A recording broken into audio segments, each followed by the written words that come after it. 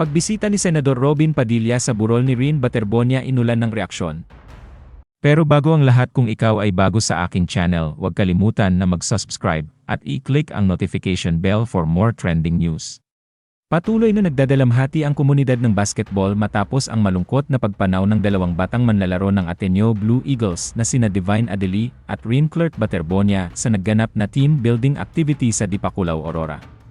Marami pa rin hindi makapaniwala na sa murang edad ay bigla na lamang nawala ang dalawang atleta na kapwa may magandang kinabukasan sa mundo ng basketball. Ang kanilang pagpanaw ay nagdulot na matinding lungkot hindi lamang sa kanilang mga pamilya, kundi maging sa kanilang mga kasamahan sa kupunan, mga kaibigan at mga tagahanga.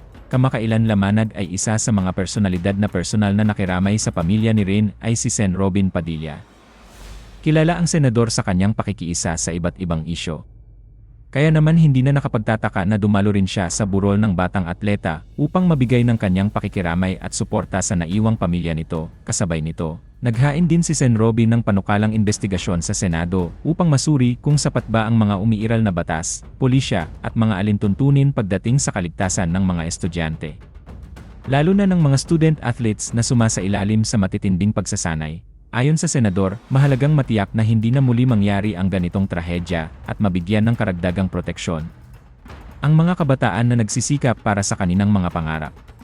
Po ay nag-file sa Senado na sana po ang gusto natin kaagad na maimbestigahan kung ano talaga yung nangyari sa batang ito. Ito po ay nagkaroon ng napakaraming tanong yung kanyang mga magulang, kaya po inaasahan natin na kagyat ay madesisyonan talaga kung sino ang uupo sa public order, kung sino ang chairman niyan para po magkaroon na kagad ng hearing nito. Ngunit sa gitna ng kanyang pakikiramay, isang detalye na naging sentro ng usapan online, sa gitna ng burol ni Rin, ibinunyag ng ilang netizen na isinuot ni Sen Robin ang jersey na pagmamayari ng batang atleta bilang pagbibigay galang at pagpupugay sa yumaong manlalaro.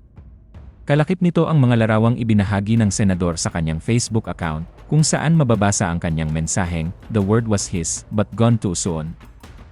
Bagamat marami na nakaunawa na simbolo lamang ito ng kanyang pagrespeto at pakikiisa sa pamilya, hindi naman ito ikinatuwa ng ilang netizen. May ilan na nagsabing hindi umanong nararapat na isuot ang jersey na inilaan para sa yumaong atleta at mas mainam na ipakita na lamang ito bilang pag-alala. Dahil dito, bumaha ng iba't ibang opinyon sa social media. May mga dumipensa kay Sen Robin at nagsabing wala lamang itong masamang intensyon at nais lamang niyang parang alahan si Rin sa parang alam niya. Samantala, meron din mga naniniwala na dapat naging mas maingat sa naturang hakbang dahil maaaring itong mabigyan ng ibang interpretasyon ng publiko sa kabila ng mga magkakaibang pananaw. Nananatili pa rin Sen lang usapin ang panawagang mabigyan ng hustisya at malinaw na kasagutan ng panawagan ni Rin Baterbonia at Divine Adeli. Patuloy din dumarami ang mga mababatas na humihingi ng masusing investigasyon upang matiyak na ligtas sa mga atleta sa mga aktibidad na kanilang kinabibilangan.